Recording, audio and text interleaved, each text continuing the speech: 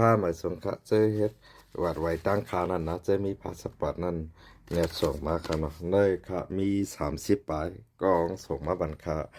ให้ค่าย้ายวีซ่าแบบนั้นค่ะนะ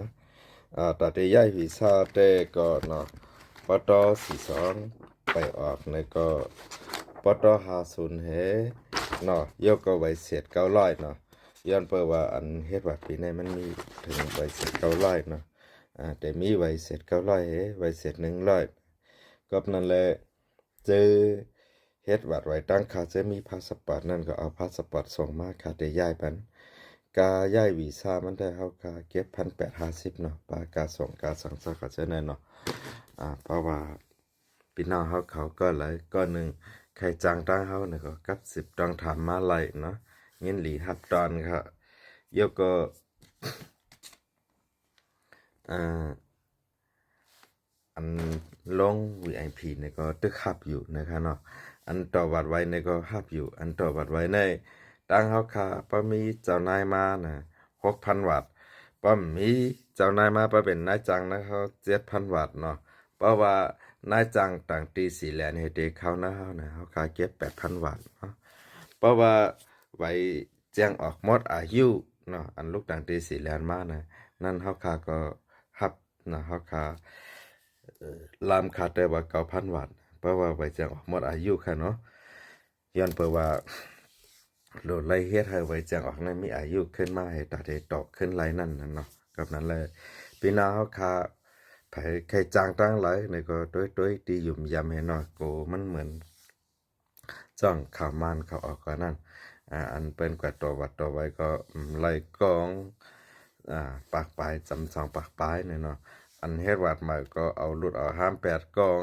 3 ปาก 64 กองนั่นนะเปิ้นออนกันลงในเฟซในไลน์อยู่ภายมันเขา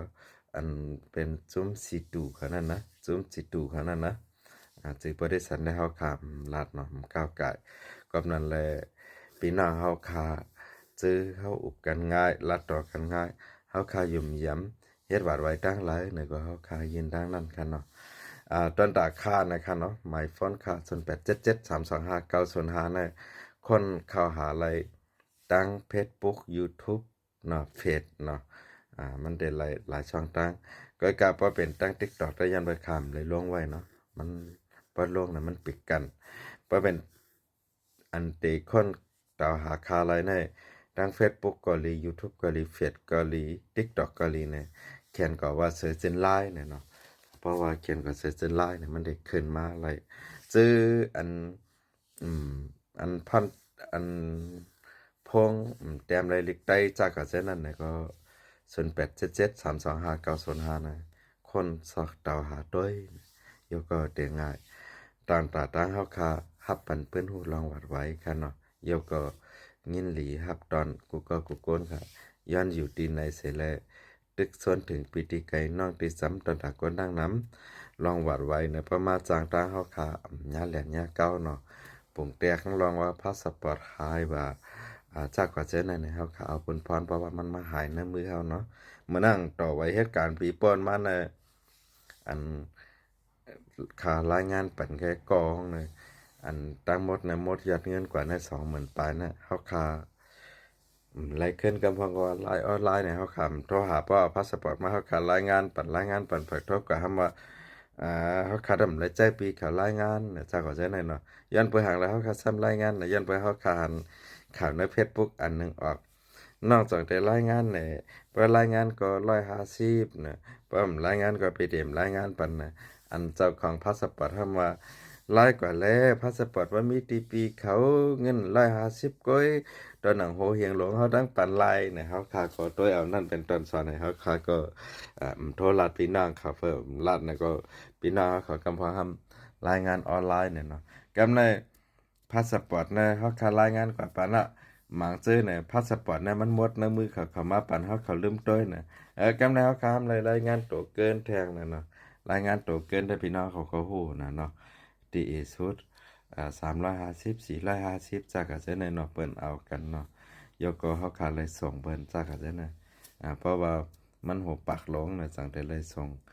350เนี่ยเพราะมันถึงหัวปากนะครับเลยส่งการนะจากก็จะนะกำใน เป้ากว่าเฮ็ดเอาส่งเอาหางกล้วยที่สมุทรสาครทำ200กำในพี่น้องเขาอันอยู่ในกรุงเทพก็เฮามาป้าเป็นต่างจังหวัดเฮาแค่แล้วแค่ไรกรุงเทพนะเว้นกรุงเทพมันก็กาเนาะส่งต่อมาเป็น200-300 350นะพี่น้องเขาเตฮู้อยู่กำในเฮาค้าห้ำไหลผ่านต่อมาโดยต้องห้ำไหลผ่านบริษัทแทงนะก็ห้ำก็ยากินแทงตึกๆนะทย้อนเพื่อว่าเฮาค้ามาอยู่เมืองในเฮาค้าเป็นลามเป็นจักรพรรดิเฮาค้าได้มีบริษัทเป็นตัวเก่าค่ะนะเป็นลูกน้องเปิ้นเป็นลูกจ้างเปิ้นแฮเดี๋ยวก็กินเปอร์เซ็นต์แฮเดี๋ยวก็กินเงินเหลือนจังพี่น้องเขาก้อยนะครับเอาค่ะพี่น้องค่ะใครปันแห้งลองวัดไว้จังหือนี่ก็กับสืบต้องถามมาไลค่ะหมายฟ้อนก็เดี๋ยวลองไว้ปันค่ะเนาะบ๊ายบาย